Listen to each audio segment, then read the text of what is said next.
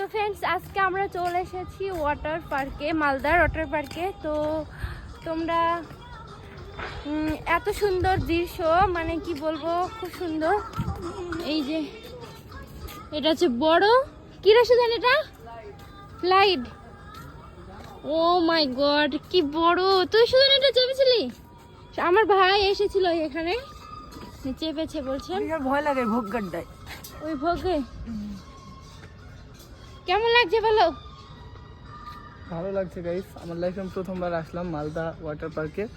তো যাই হোক, ঢুকলাম ওদিকে, আরো অনেক বড় জায়গা, আরো অনেক বড় সুন্দর জায়গা। তো আমি ওদিকগুলো ঘুরে দেখলাম, ভালো।